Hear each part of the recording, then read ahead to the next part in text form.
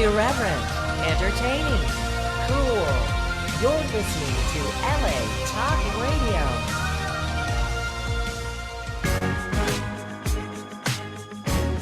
You're listening to The Startup with Monique LeRae, only on LA Talk Radio. Good afternoon, Los Angeles. It's your girl, Monique LeRae, and this is The Startup with Monique LeRae on LA Talk Radio. It's so great to be back with you guys after my 1-year anniversary blowout in Miami. Thank you so much for everyone that put in some time and effort and energy. Special shout out to my producing coordinator, Gentry Stanley, and his team, as well as CJ Lysette, Christopher John. Thank you so much. They are also my co-stars on the Pandemic Project documentary that will be streaming a preview this winter on the Roku channel through BU TV. So thank you so much for that. And everyone at the Dream Hotel in Miami, Dan Renzi, Dr. No. And today I'm in San Juan, Puerto Rico. The casting for the project continues. So we're hitting 20 cities, and I think this is city 12. And tomorrow we'll be in New York. So we're just traveling fools right now. But the show doesn't stop here on The Startup. And I have two amazing guests. Today we have Tiara Moore from Save Our Jewels. Tiara, how you doing today, this afternoon? I am doing wonderful. Thank you for having me tonight. Oh my gosh, it's a pleasure to have you. So I love your whole concept, everything that you're doing for women's health. And I think we had you on before, and you gave us a quick overview, if you will, because there's so much information to learn from this topic. I thought maybe we just dedicate about 30 minutes to really do a deep dive into who you are, what you do, and how this product and this brand came to be. Well, thank you so much. So yes, I am very passionate about educating women about how to protect their reproductive health and how to have good reproductive health. Because a lot of times women are using feminine care products, and these products are poisoning our systems. You know, we're talking about pads, we're talking about tampons, we're talking about douches and wipes and sprays. A lot of these products are full of toxic chemicals that cause so many problems for women's reproductive health. And so I am an educator at heart. Yes. I am a veteran educator. I've been in the field of education for about 18 years now. I can't believe I'm saying that, 18 years. Do I look older than 18-year-old? It's funny when you say it out loud, right? You're really good at that, though. I felt like you walked away learning more. Yeah, so please do dive right on in. Yeah. Yes. And so one of the things that I do is I go around and I educate women about the dangers of feminine care products, particularly pads and tampons. And of so many women and menstruators, let me say menstruators, that I run into are so unaware of what they're putting on in their bodies. So let's start with the pads. Okay. Whew, brace yourself, people. Brace yourself, because this information. And it's a taboo subject for some reason, but we cover all brands on The Startup with Monique LeRae, and why not women as well? Yes. And so with the typical pad that you find in the store, even the tampon, they are full of toxic chemicals, as I stated. So number one, let's talk about how they're made. So they're made out of plastic and also rayon. A lot of people think that they're made out of cotton. There are some brands that are made out of cotton, and it'll specifically say it on the packaging, but the majority of them are made out of plastic and rayon. And plastic is not good at all for the woman's reproductive system or the menstruator's reproductive system because it disrupts our hormones. It throws our pH balance completely off. So that's the first thing. So then they take this plastic and rayon and they take it through a multi-step bleaching process to make it white. Now, when they bleach this product, it causes a chemical called dioxin to be produced that causes cancer, developmental problems, reproductive problems, and also in some cases, infertility. Dioxin is actually more dangerous than cyanide. And this is what we are wearing every month. And so who made these decisions in the beginning? I know you're going to get into the history of this, Yeah, and it's actually sadly an unregulated industry. So the pad manufacturers, the tampon manufacturers, they are not bound by any law to put the ingredients on the packaging. That's why you will see a lot of organizations who are lobbying Congress to make them put the ingredients on the packaging, because every person who uses these products has a right to know what they're putting in and on their bodies. There's this whole detox the box movement going on that has been going on for years to get this legislation passed. So hopefully this will be something that will come to light very, very, very soon. Detox the box. I love that nut. I love it. It's so smart and it rhymes. In more ways than one, right? Detox the box in more ways than one. Yes. But also, some other ingredients that I found just from doing some research, styrene, which is also found in car tires, are found in these pads and tampons.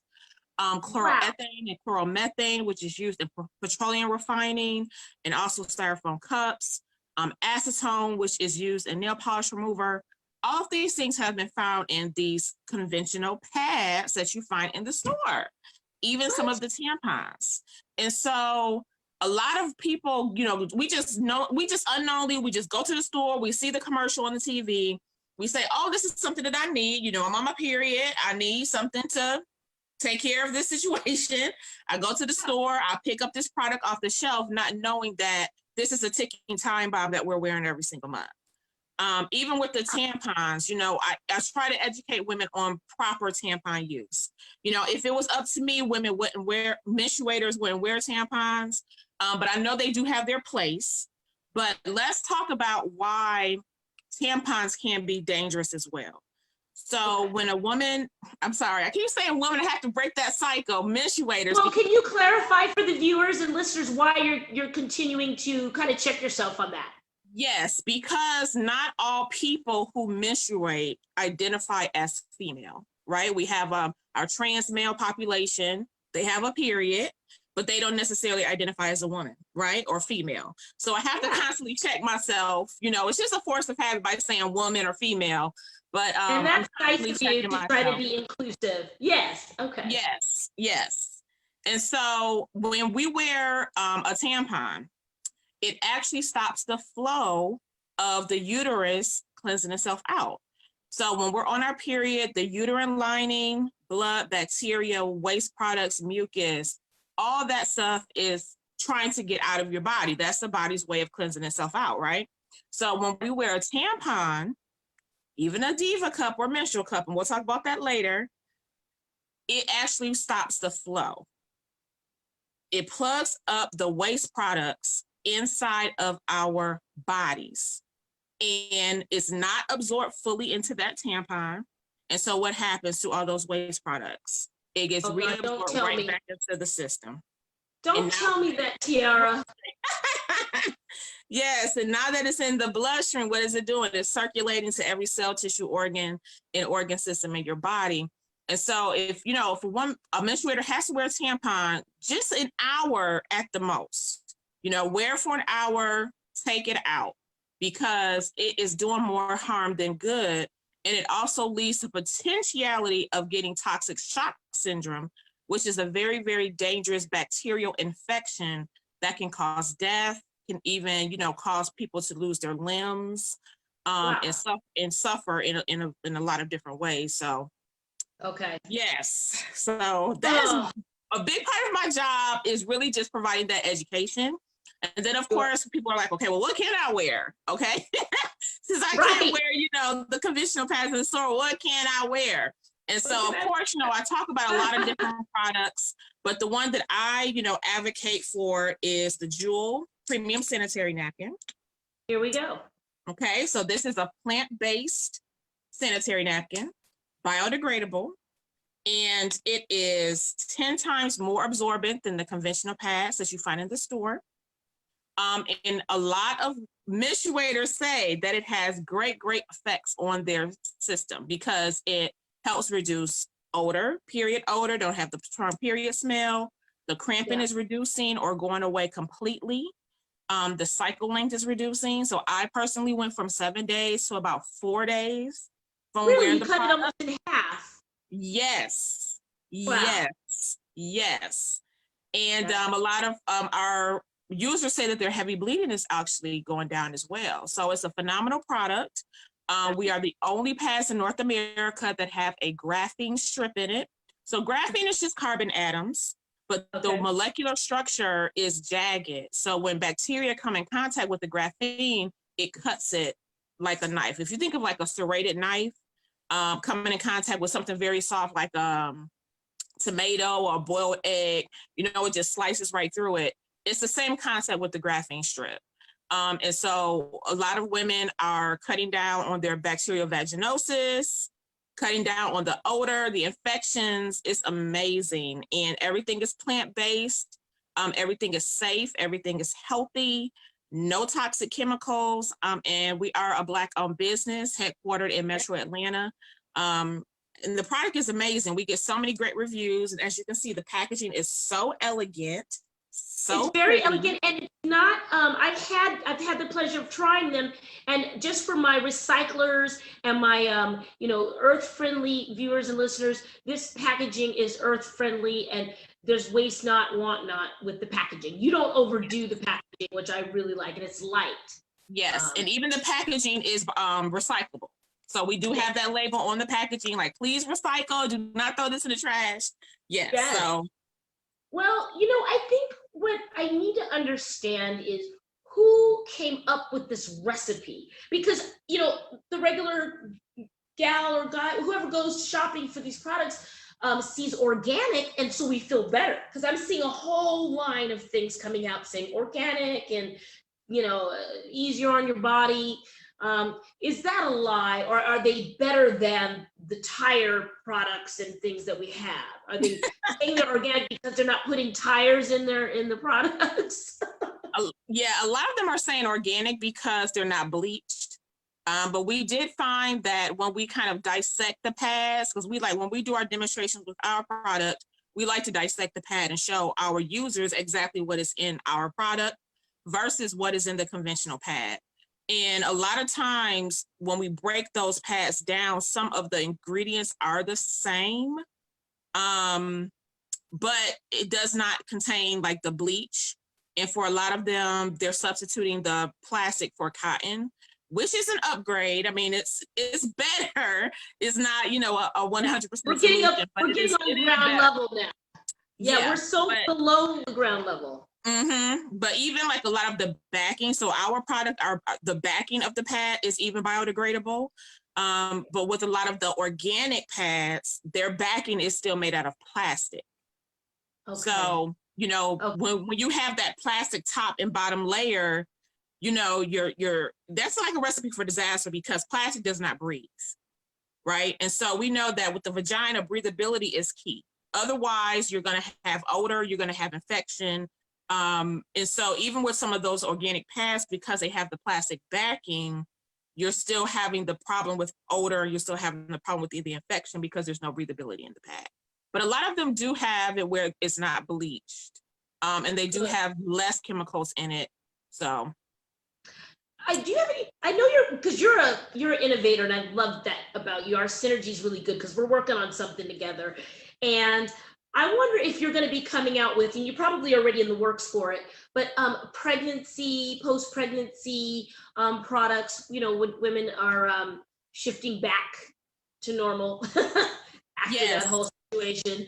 Yes, that is actually in the works as well. And I do want to mention that our products are also great for incontinence and light bladder leaks as well. Sometimes when people give birth, they have the C-section, and that does affect the bladder. You can cough or sneeze, and, you have a little tinkle. Oh, man. So, yeah. Our pads are great for that. But yes, we do have another line of products that are coming that we think people will very much enjoy.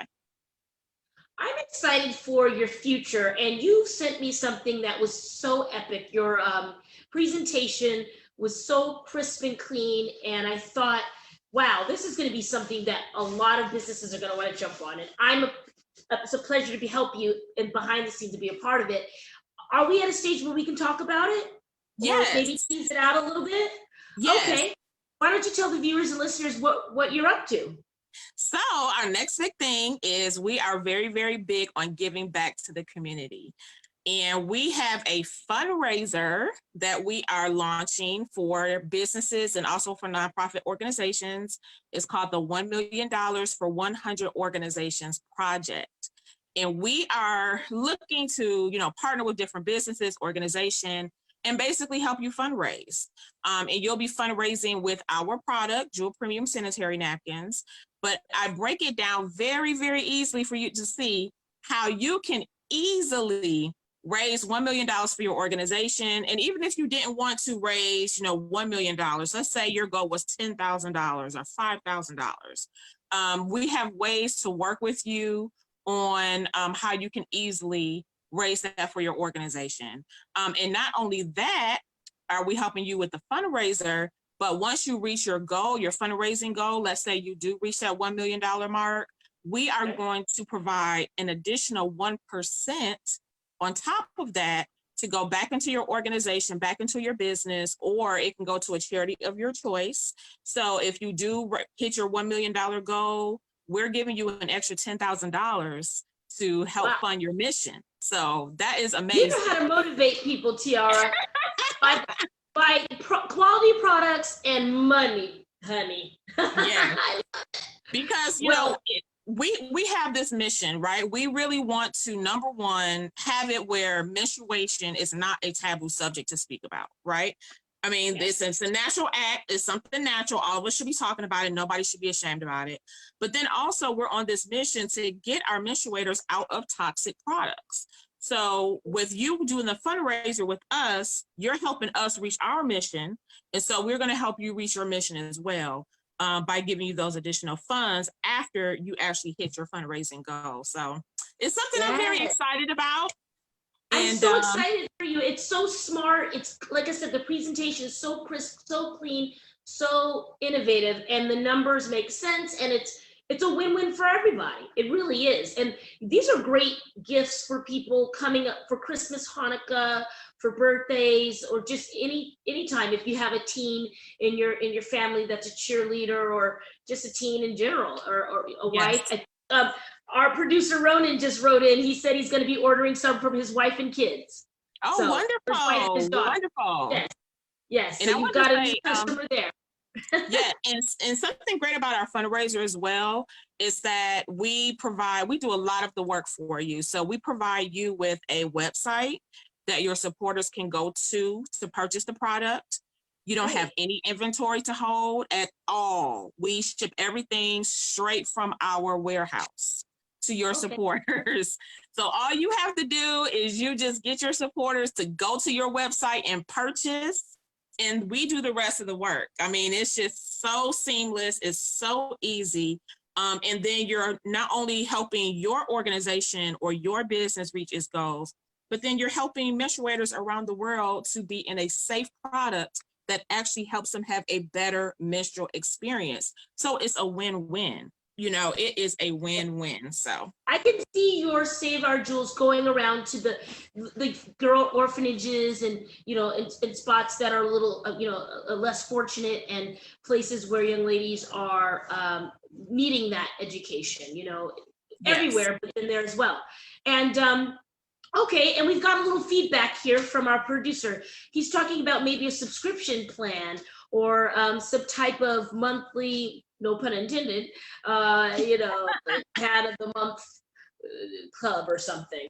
Yeah, we actually do have a subscription service. We do have that where, you can choose how often you would like to receive the products, whether it's every week, every month, every 2 months, 3 months, you can choose that. But yes, we do have a subscription service in place. Yes, we're excited about that as well. What does the turnaround point look like, Tiara, when someone takes on and merges their company with your fundraising project? So what is the turnaround? Are they getting paid at the end of the month as the funds come in, like a kind of a crowd fund, or how does that work? Is it held in escrow, or? So the organization or business would decide what the length of their funding cycle. So some may choose, okay, I want to do this for 2 weeks. Some may say, I want to do this for 4 weeks. Some may say, okay, I want to do this for 2 months. So at the end of the funding cycle that they choose, at the end of that cycle, all of the sales will be tabulated. And then within 7 days, you have a check. Love it. We're happy to announce today that the Startup with Monique LeRae will be joining Save Our Jewel in our own fundraising campaign. I need to figure out what our goal is going to be, Tiara. Okay. But what's a good goal for people to start off? I know everyone's needs are different. What goal is being achieved the most, would you say? What price point are people most? I would say the 5,000. Hey! Sorry about that. I'm in San Juan. Viewers. Okay. Yeah, it really depends on the reach of the organization, because we have some businesses that have huge followings. And so, them doing a $250,000 campaign is something that's very achievable for them. If you have a large network, even hitting the $1 million goal is achievable. But I would say at least do a minimum of $5,000 to be your goal. That is getting 715 of your supporters to make a purchase, and you have $5,000. So okay, I like very that. Achievable, and we are assisting. So we are, assisting with marketing materials, with things that you can place on social media. We are doing lives, with you all. To get the word out about the product and to talk about why people should purchase from you. So you will definitely get a lot of support from us on our end. We'll also send you, products in a beautiful box that you can unbox on social media. And, you can talk about the products, and it will have your logo on it to show that you are in partnership with us. So we are going to definitely give you a lot of support. We're not going to just say, here's a fundraiser, go do it. Right? We're going to give you a lot of support. Great. And I think you're like the modern day Mary Kay, I mean, she had her lane and she built this huge empire, God rest her. But I think with social media and all the things, the other added tools that we have today, you can really achieve your goal. So it sounds really doable. All right, why don't you give everyone your handles and where they can find Save Our Jewels? Okay, wonderful. So you can follow me on Instagram and Facebook at Save Our Jewels. And then my website is www.saveourjewels.com. And love to connect with you all. If you all would like more information about the fundraiser, you can email me at Tiara, that's TIARRA, at saveourjewels.com. So I would love to speak with you all further, give you the full layout of the plan so you can see exactly how this can work for you. And you can see, how we will support you in this endeavor. And then we can talk, set a goal, and talk about how we can make this happen. Tiara, I feel like I'm going to walk through the airport, because you can always get like your makeup in the benefit vending machine, or, you get headphones, Beats by Dre. I feel like there'll be a Save Our Jewels vending machine in the bathroom in the airports or something. Vending machines are coming as well. Vending machines are coming. Yes, we've been speaking with that about that with our company. So yes. Beautiful. Well, thank you so much. And why don't you leave us with something else? If you have like one more tip or piece of education, that you can shine on us today. Well, I just wanted to say that, all of us have someone in our life that we love and care about.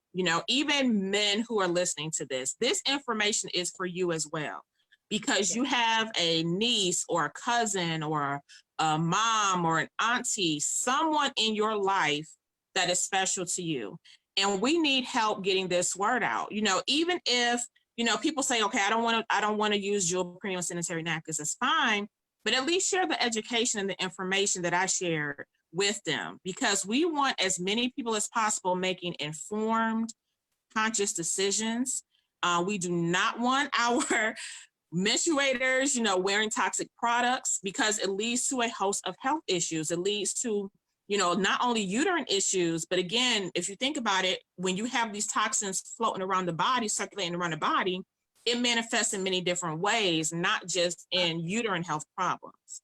That's because so it's true. even been shown that the blue dye that a lot of pad manufacturers use has been linked to breast cancer. So we want our women, our trans men, all menstruators to be healthy as possible.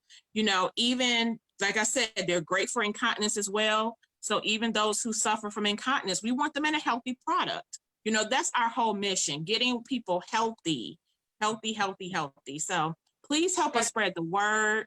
Yes. And just bring up the topic among your loved one and see if it's something that they know, because most people do not know how toxic these products are. Yeah, it's so taboo. I remember getting a class when I was 16, and that was it. So, it's something that people don't bring up. But like you say, there's someone that we love or care about that is a woman and that is in need of these products, or an administrator, excuse me, that is in need of these products. So Absolutely. check out Tiara Moore at saveourjewels.com or on Instagram, Facebook, MySpace, everywhere. And what are your price points if someone wants to jump online and grab a package? They're $6 online. With the fundraiser, we sell our packets for $10. And and we'll talk about, if you decide to get more information about the fundraiser, we'll explain, why we chose that price point and how much money you'll get off of each pack as well, and how we can help meet your fundraising needs. I love it. You'll be back to educate us further in about 2 weeks. Is that right, Tiara? Yes. Okay, I'm excited. And, maybe we'll get some questions for you to answer by that time. I'll be back at home. I won't be mobile in hotels. And it's a pleasure to have you, Tiara. Thank you for having me. All right, beautiful. We'll see you soon. We'll see you in 2 weeks. Yes, see you soon. See you soon. Thank you. All right, you guys. Oh, you're welcome. All right, you guys, that was Tiara Moore, and I believe we have Roger Lewis in the wings waiting for us. Roger, are you there? I won't be mobile in Yes, hi. And Roger Lewis, have you, Tiara? Thank you so much. All right, how are you? See you soon. We'll see you in 2 weeks. Yes. Oh, you've got the feedback, Roger. Well, you should be good now. Oh, you're welcome. All right, that was Tiara Moore, and I can still hear you, Roger. Roger Lewis in the wings, waiting for us. And while Roger is getting that adjusted, make sure you follow us on Instagram, Monique, the startup with Monique Lore, Lore, or Capricornius Media, or Monique Lore Stinson. And now we have the fabulous Roger Lewis from, what are we calling it?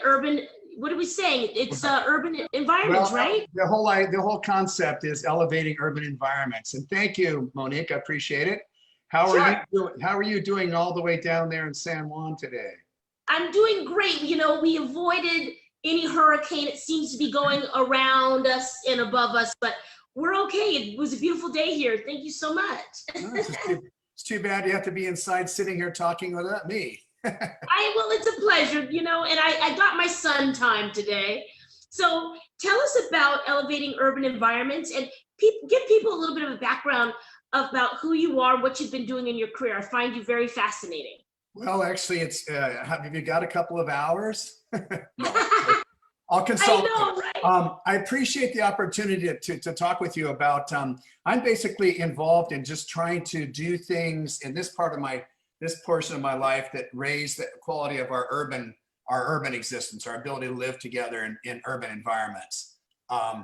I moved to San Diego, and I'm down here in San Diego. I know most of your audience is up there in the Los Angeles area, but I have some connections up there, especially with a particular, one of the things that I'm involved with here in San Diego.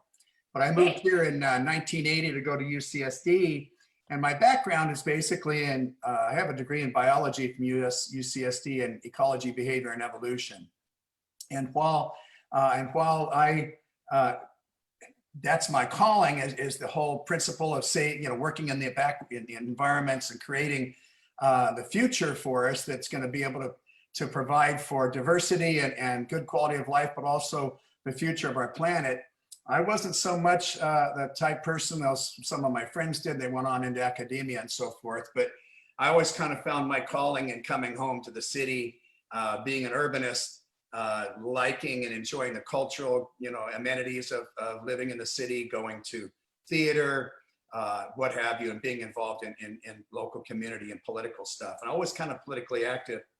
And along with that, was totally involved and interested in the urban form and architecture. So while working in the realm of, trying to work in the realm of promoting environmental stability and sustainability and so forth, I kind of diversified off into the realm of city planning. So I got a master's in city planning as a way of, I think, trying to help inform the discussion at the city and in political circles, whether it be at local government or whatever, so that we would be able to better represent the unheard voices. In other words, the scientific research or the animals, all the things that are out in the natural world, with an idea of trying to lessen the pressure on the backwoods or our native or our natural lands.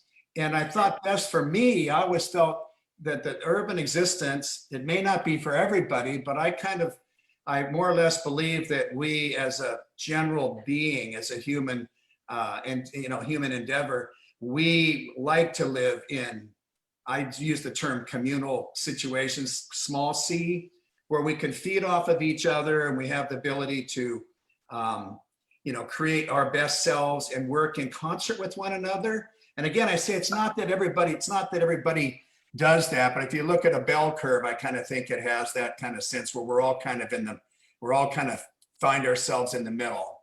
So for me, it was always trying to, and more recently, I guess in the last 10 years of my life, when I've had the ability to be able to kind of diversify into things, that it was important to try and get involved and try and promote things or do things that promoted the ability or those things that made living in the urban existence or urban cities better, that would create an environment where people like you and I, because you live in the city, and most of the people we're talking to today obviously do too. Yes. How can we make our neighborhoods, our communities, our city, our government, our architecture, whatever it is, how can we make that more receptive to everybody, more equitable across the economic paradigm? I mean, how do we enjoin everybody in making our urban form better so that it works for each of us, and that we look forward to getting up each day and making life better for everybody around us. And of course, in this day and age, with everything that's going on politically, it's where we're at. It's an important thing that we need to be all involved in. Well, and I love that you've rounded that out for everyone to kind of grasp onto. And when I think of a good description of something on a smaller scale of what you do, I think of the beautiful garden in Manhattan that is above the restaurant or the beer garden. And Central Park? What is that called? Are you talking about in Central Park? It's not in Central Park, but in a beer garden, and it's in Soho. But it's this beautiful. You got me urban, on there. That escapes me. Yeah, but if you are listening and watching out there and you're familiar with it, it's basically what Roger just said. It is using nature, using architecture, and giving people who are walking by a more pleasurable experience in their walkway, and giving, and there's a place for plants. And right now, where everyone's kind of quarantined or, held to their space, it's a good time where you can use, things around you to better your landscape. Right. Well, you mentioned that's a really interesting facet. And I know that we talked about that, because when we talked a few weeks ago about discussing stuff here today, it was, and I know what you're working on. You're working, nonstop, 14 days here, 14 days away, working on your documentary on the effects of COVID-19. And for some of the things that I'm involved with, it's been a hindrance. Obviously that, and just the political temper, the climate of say cross-border, things. Those things can be a hindrance. So I encourage people to find things in their neighborhoods and their communities, whether it be community garden or working on how to create better, bicycle access and so forth in your neighborhood, or whatever it is, working in the business district to help.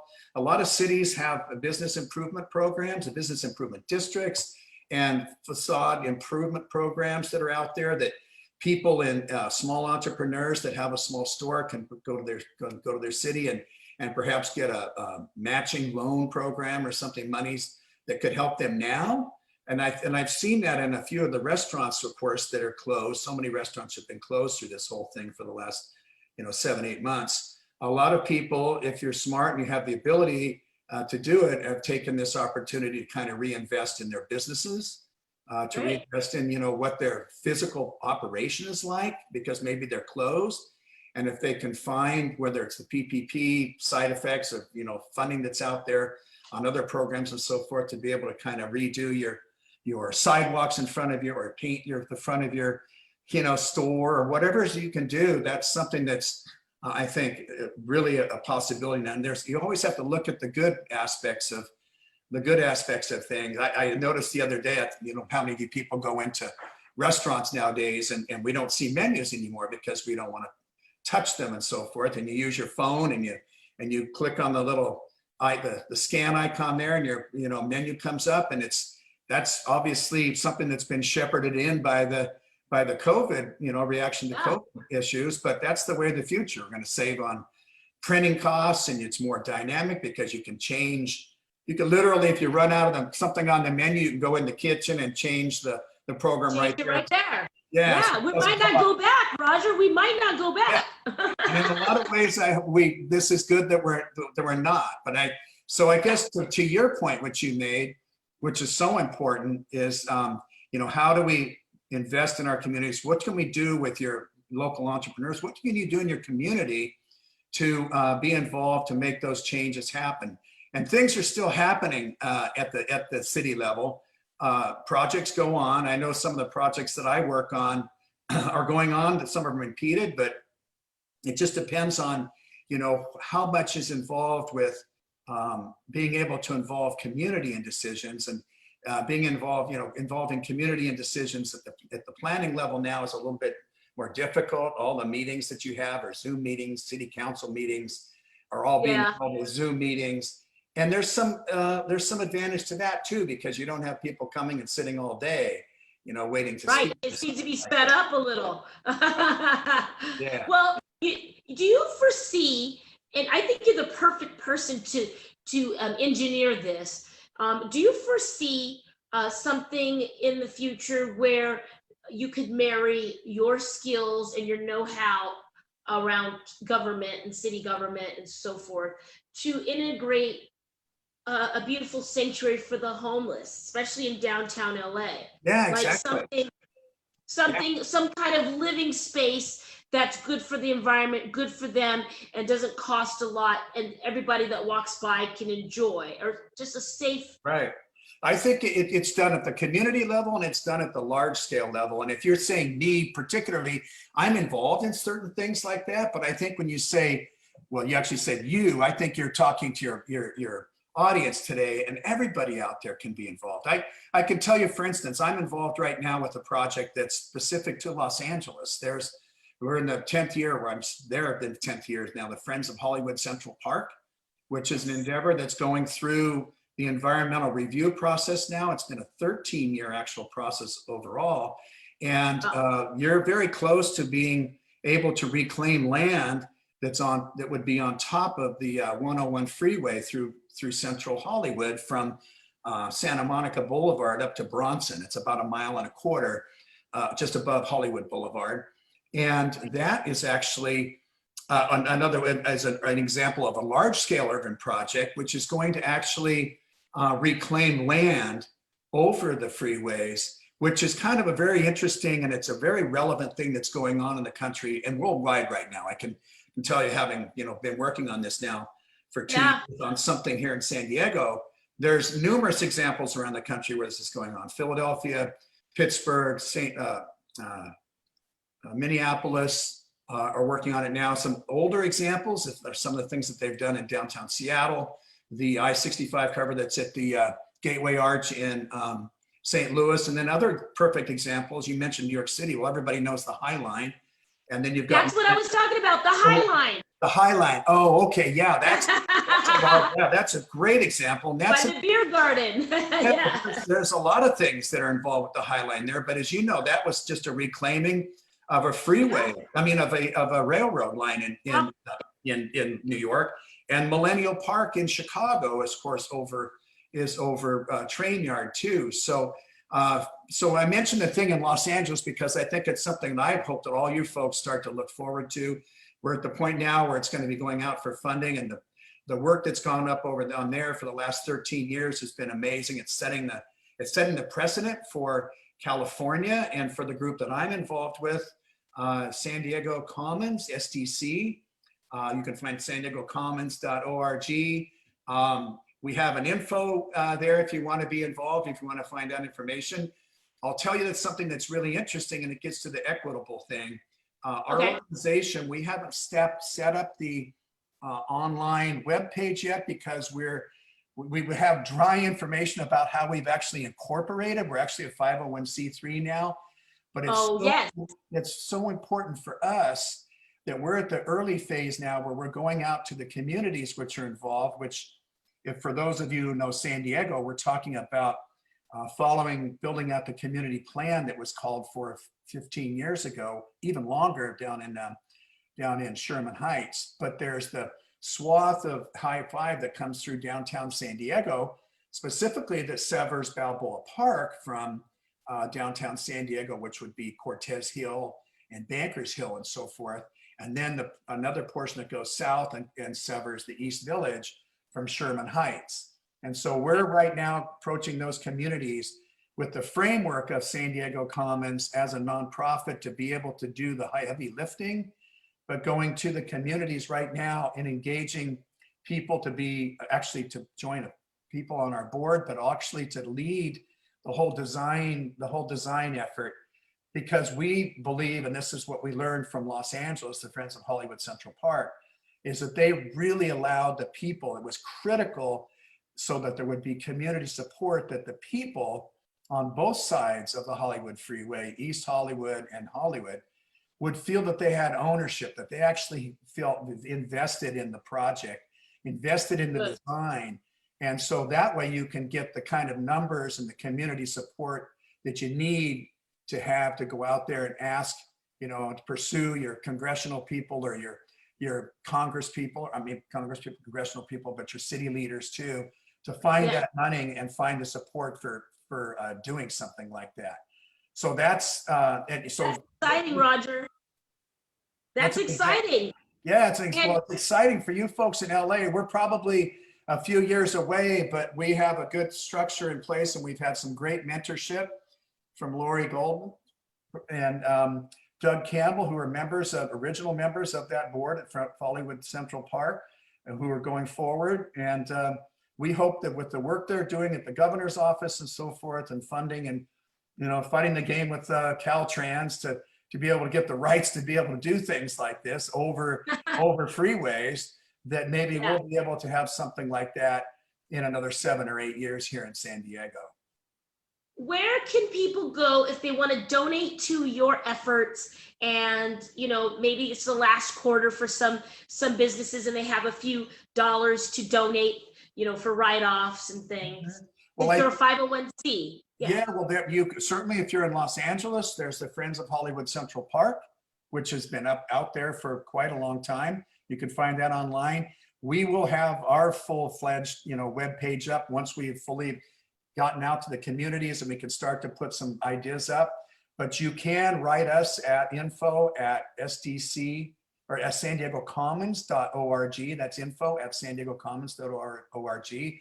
And we're happy to engage you folks. We will be forming, obviously, we've got to look first off at a sustainability, not sustainability, but a feasibility report. But we don't even want to go there until we know the scope of what it is that the people want. So this really becomes kind of you want to be careful not to get the cart ahead of the horse, because you really want to have the engagement of the folks that are involved. I like that. Well, you're doing Elevating Urban Environments, and we added your logo to our flyer today. We're going to tag you. It's a really cool thing that Roger's got going on. And Roger, where can people find you and reach you? Well, you can actually find me, and I'm easy to see. I don't know if you can see my hair. I pop out in the crowd pretty easily. But you can find me at Roger at elevating urban environments. It's long, but it's as it sounds, elevating urban environments, no spaces, no dots or anything, just elevating urban environments. And I can certainly connect you with things, and I'm here to help.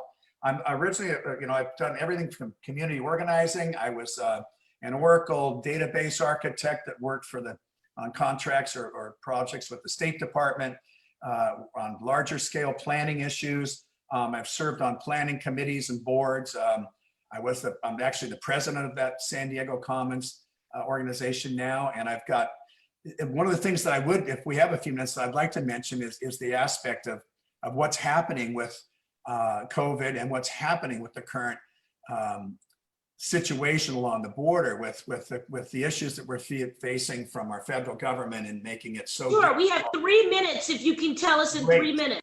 Great. There's an organization out there called,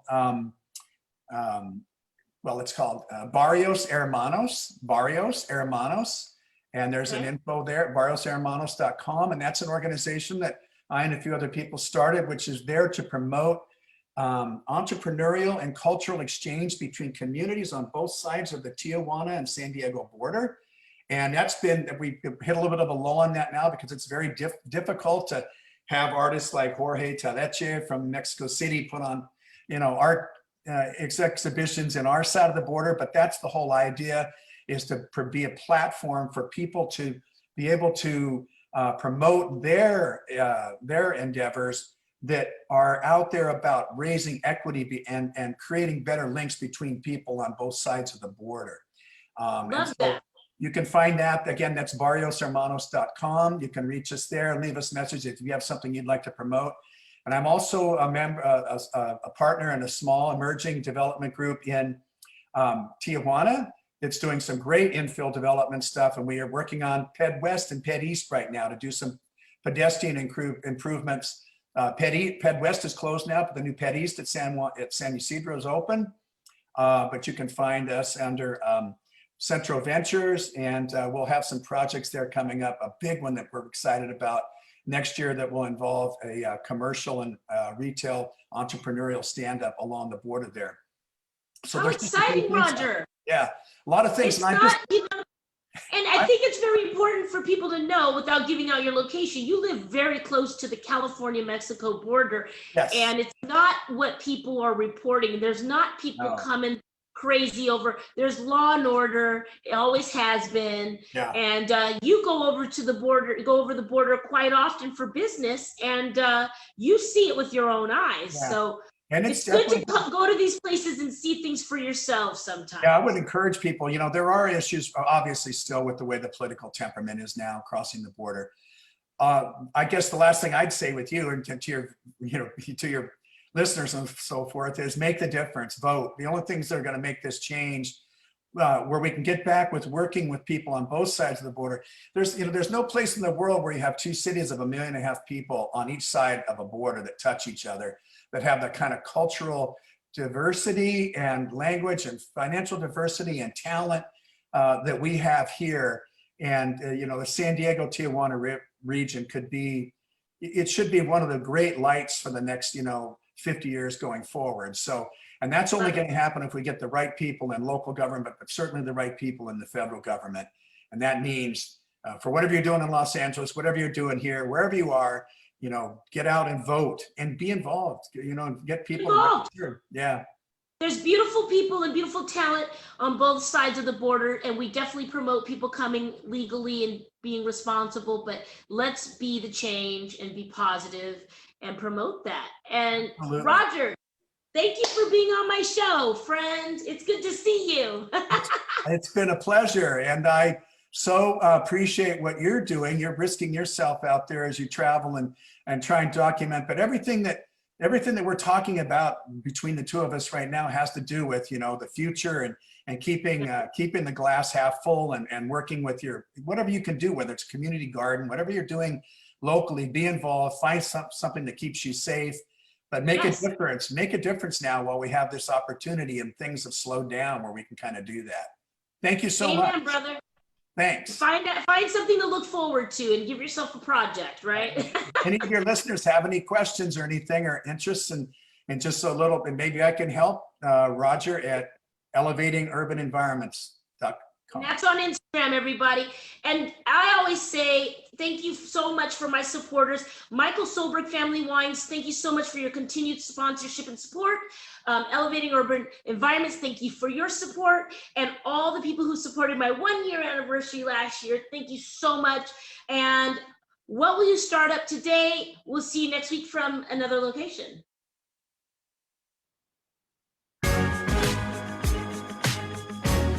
You're listening to The Startup with Monique LeRae, only on LA Talk Radio.